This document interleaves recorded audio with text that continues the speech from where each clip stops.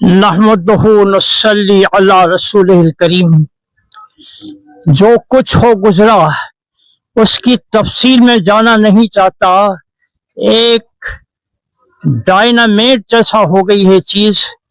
अलबत्ता उसके असबाब पर कि क्यों ऐसा होता है और उसके नताइज पर मुझे कहना है।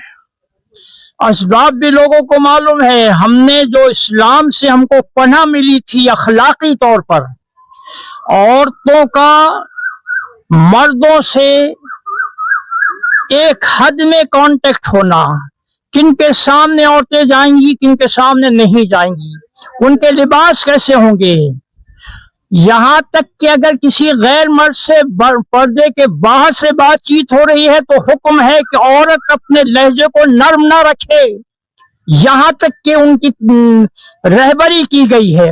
अब हाल ये हो गया है कि सब कुछ दुनिया है और दुनिया और पैसे की मोहब्बत ने जानों से बढ़कर इज्जत और आबरू को कुर्बान करने के लिए, लुटाने के लिए हालात पैदा कर दिए हैं जो अब हमारे सामने हैं।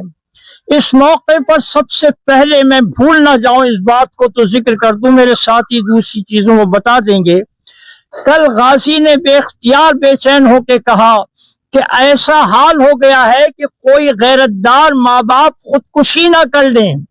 देखिए, जो हुआ है उस पर कंसिडरेशन जरूरी है कि हुआ है, बुरा हुआ है, और तौबा व इस्तिग़फ़ार ही नहीं बल्कि उसकी तलाफी करने के लिए हम अपने अखलाक को, अपने बच्चों के अखलाक को दीन के तहत रखें।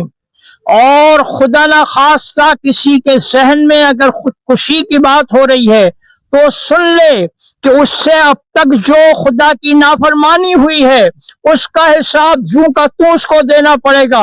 और अगर उसने खुदकुशी का इक़दाम किया तो उसके लिए बख्शिश कभी नहीं है। यहाँ तक बताया गया है कि जिस अंदाज से उसने अपने को मारा है वही वो रिपीट करता रहेगा, फिर उसको जिंदा किया जाएगा और ये अबद यानी जो ना खत्म होने वाला जमाना है जब तक चलता रहेगा, बख्शिश से महरूम हो जाएगा। मैं ये बात इंटेंशनली और इस फिक्र में जिक्र किया हूं कि कोई इक़दाम ना करे। अल्लाह ने माफी का मौका रखा है।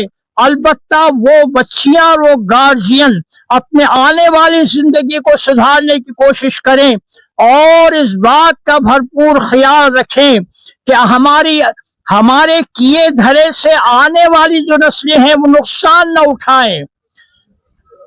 और इसमें मुझे इस बात का खदशा है कि गरीबों को उनकी गरीबी से फायदा उठाकर इस आग में खींचा गया है।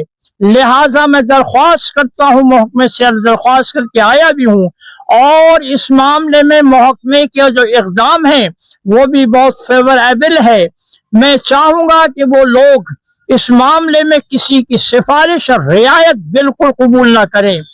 और ये बात मुझसे छूट रही थी कि ये भाजपा वगैरह का इलेक्शन के मामले में यकीनन कुछ हालात के तहत हम मुखालिफिन में से हैं, लेकिन इनके बड़ी बिग गन्स ने अनिल बोंडे साहब का नाम सामने आया है।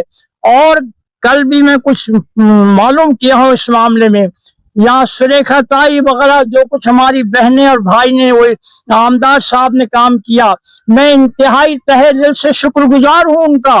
और नैतिकता में हम इनके बिल्कुल शाना बशाना खड़े हैं, बल्कि ये दरख्वास्त करते हैं कि वो हमारे इख्तिलाफ को भुलाकर जब ऐसा कोई काम आए तो हमको बिल्कुल हमारी सेवा वो कबूल करें और हम आधी रात उनके साथ चलने के लिए काफी हैं, तैयार हैं।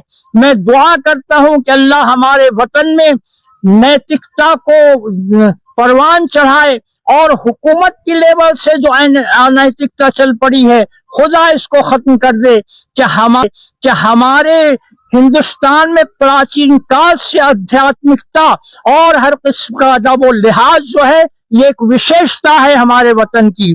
अब मैं अपनी बात खत्म करता हूँ।